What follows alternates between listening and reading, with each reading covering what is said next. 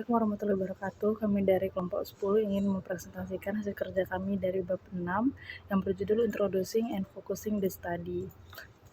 Nah, sebelumnya izinkan kami memperkenalkan kelompok kami anggota kami terlebih dahulu. Yang pertama saya sendiri yaitu Marta dengan NPM Akhir 203, kemudian ada Anastasia Cindy dengan NPM Akhir 207, kemudian ada Intan Dwi Lestari dengan NPM Akhir 226, dan Abelwi Pratiwi dengan NPM Akhir 229. Nah, di sini kita membahas mengenai pengertian atau definisi dari the research problem statement atau pernyataan masalah penelitian.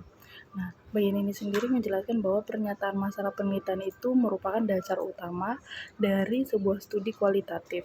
Nah, masalah penelitian ini menunjukkan mengapa penelitian itu perlu dilakukan, yaitu adanya kesenjangan pengetahuan, ada fenomena yang belum dipahami, atau isu yang perlu dijelajahi lebih mendalam lagi. Nah, di sini Creswell itu menekankan bahwa dalam penelitian kualitatif itu, masalah itu bukan untuk diuji atau testable, seperti pada penelitian kuantitatif, melainkan untuk dieksplorasi dan dipahami maknanya. Kemudian di sini kita akan membahas mengenai tujuan pernyataan masalah. Nah, pernyataan masalah sendiri itu berfungsi untuk yang pertama untuk menjelaskan apa alasan penelitian itu dilakukan. Yang kedua itu untuk menunjukkan bahwasanya keterbatasan atau kesenjangan pengetahuan dalam bidang tertentu. Nah, yang ketiga itu untuk memberi arah pada pernyataan penelitian atau research questions yang akan diajukan. Yang terakhir itu untuk menunjukkan fokus fenomena atau pengalaman manusia yang ingin dipahami peneliti. Dengan kata lain, problem statement itu akan menjawab pertanyaan isu apa yang perlu dipahami lebih dalam dan mengapa hal itu penting untuk diteliti. Selanjutnya di sini ada ciri-ciri problem statement yang baik. Yang pertama itu ciri-cirinya yaitu menunjukkan fenomena nyata yang relevan dengan kehidupan sosial, pendidikan, budaya, atau perilaku manusia. Yang kedua itu berfokus pada makna atau pengalaman, bukan pada hubungan sebab akibat atau pengukuran angka. Yang ketiga yaitu mengandung alasan akademik dan praktis, yaitu menjelaskan pentingnya penelitian bagi teori dan masyarakat. Sedangkan yang keempat yaitu disampaikan dengan bahasa yang terbuka dan eksploratif, yang dimana menggunakan kata-kata seperti understand, explore, describe, discover, ataupun dan bukan determine atau measures yang sering di penelitian kuantitatif. Nah, yang kelima itu ciri-cirinya diakhiri dengan pertanyaan penelitian utama atau center question yang menjadi dasar arah penelitian. Nah, selanjutnya yaitu langkah membentuk pernyataan masalah. Menurut Creswell, ada 4 langkah utama dalam menyusun research problem statement. Yang pertama, kita harus mengidentifikasi isu umum atau topik penelitian. Nah, contohnya itu seperti peran guru atau dosen dalam membangun motivasi belajar mahasiswa. Yang kedua, yaitu menentukan kesenjangan pengetahuan atau kebutuhan eksplorasi. Misalnya, belum banyak studi yang memahami pengalaman dosen dalam menghadapi mahasiswa dengan motivasi rendah. Yang ketiga, yaitu tulis pernyataan masalah secara spesifik. Contoh, bagaimana pengalaman dosen dalam membangun motivasi belajar di sekolah menengah. Yang keempat, kembangkan pertanyaan penelitian utama dan subpertanyaan.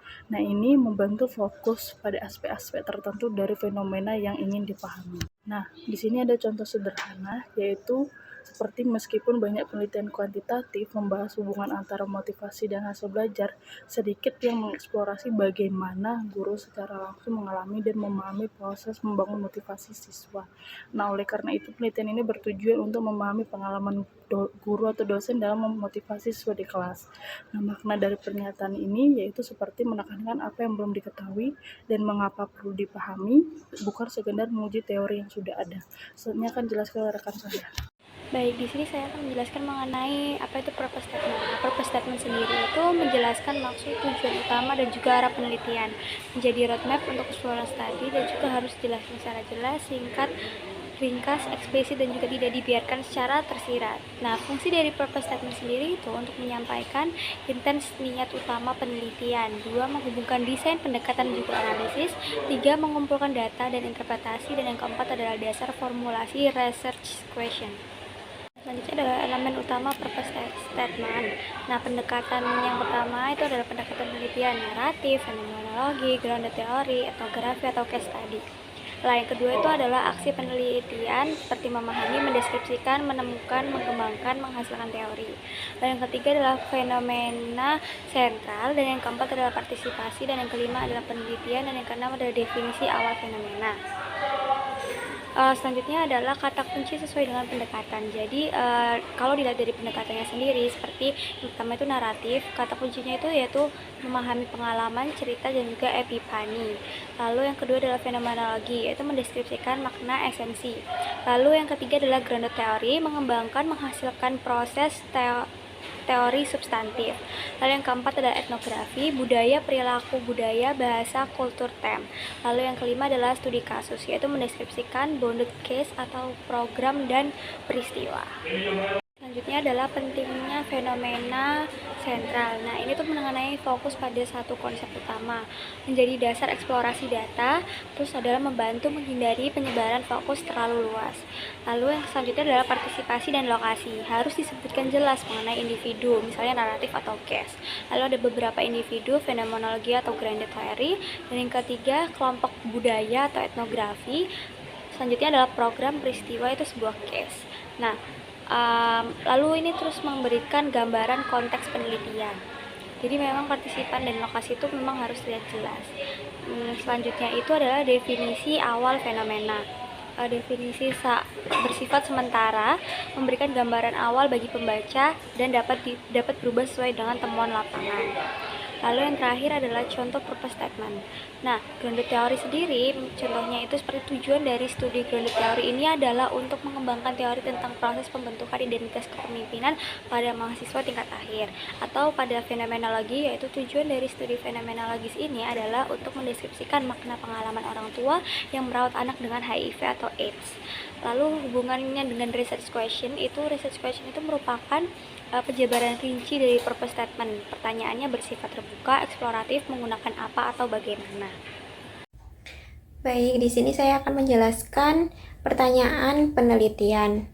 Nah, di sini pertanyaan penelitian dalam penelitian kualitatif itu bertujuan untuk mempersempit fokus dari tujuan penelitian menjadi beberapa pertanyaan utama yang akan dijawab dalam studi.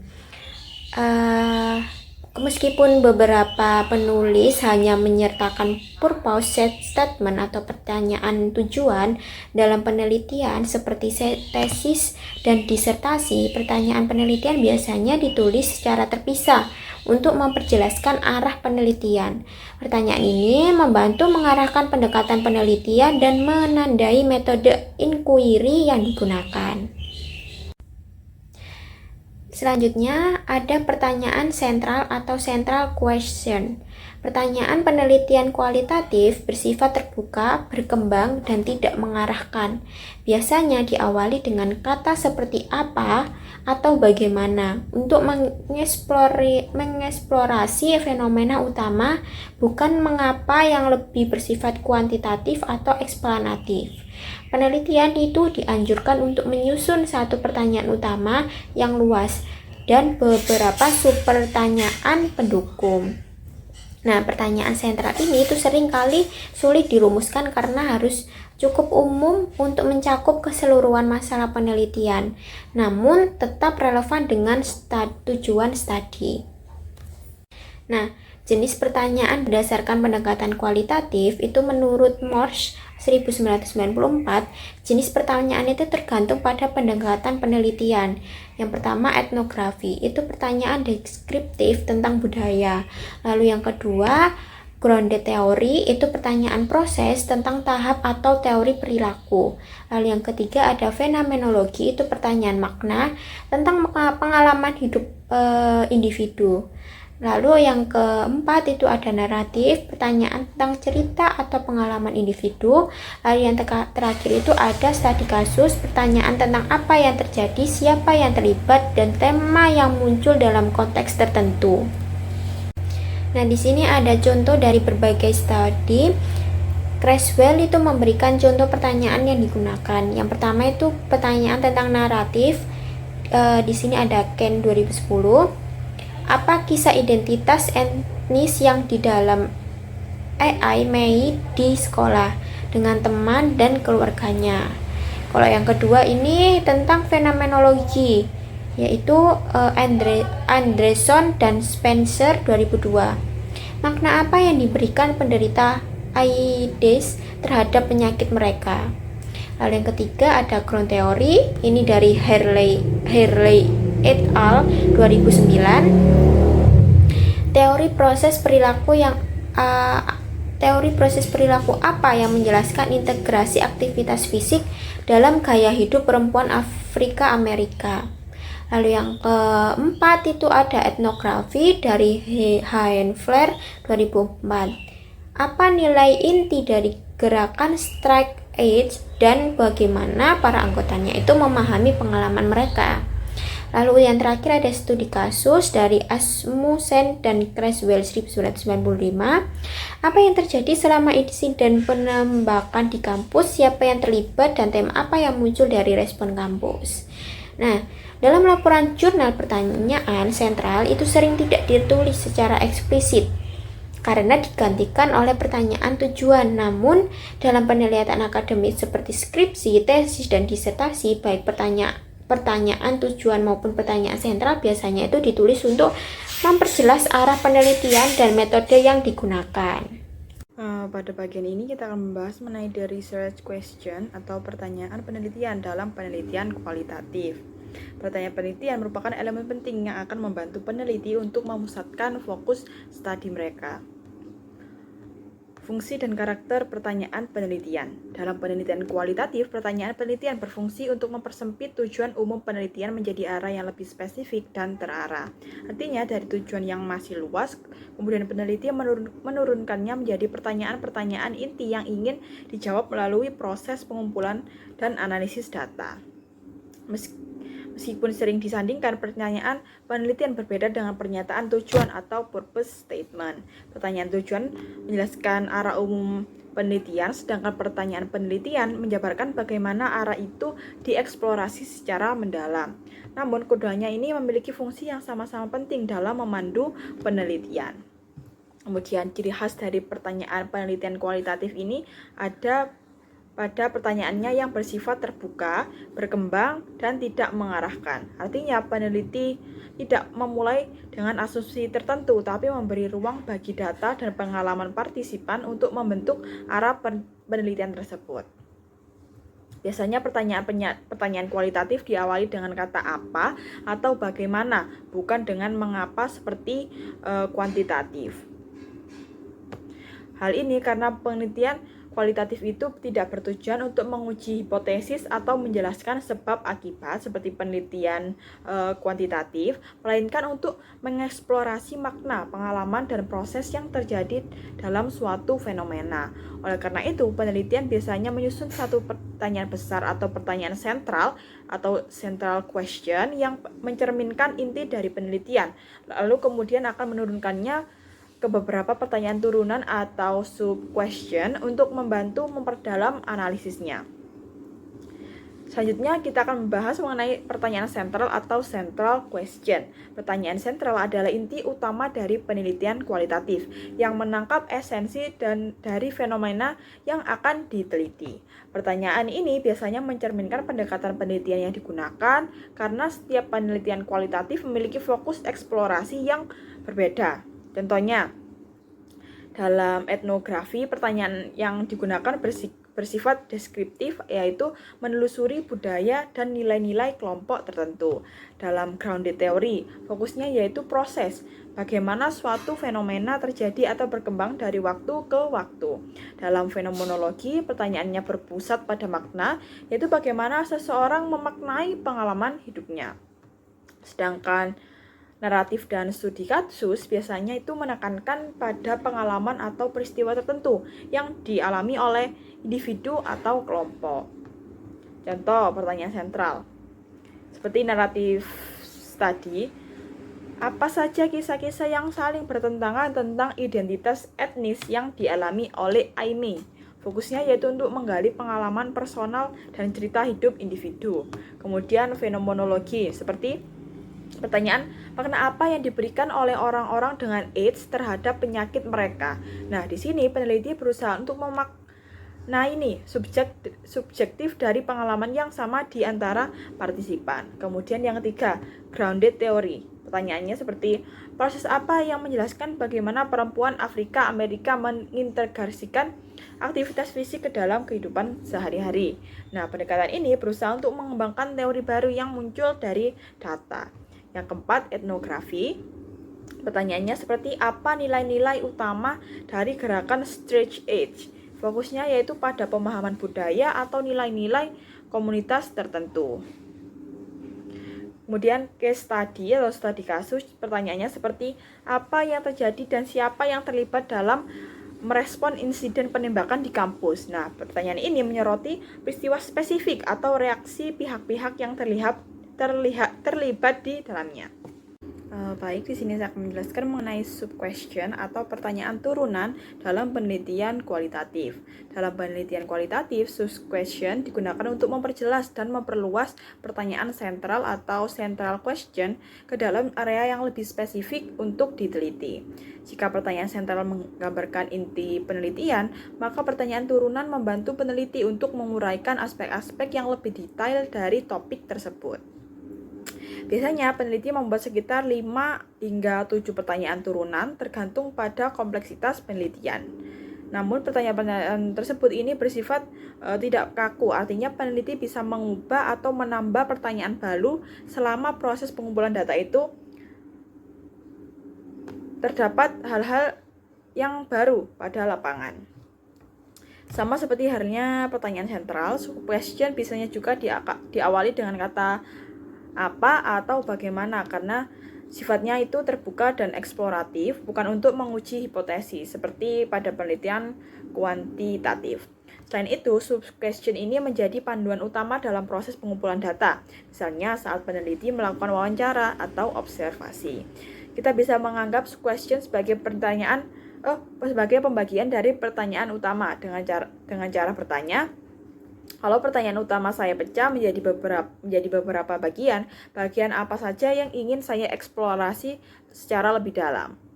Nah, selanjutnya masuk kepada pendekatan penelitian, bagaimana sub-question ini diterapkan dalam berbagai pendekatan penelitian kualitatif.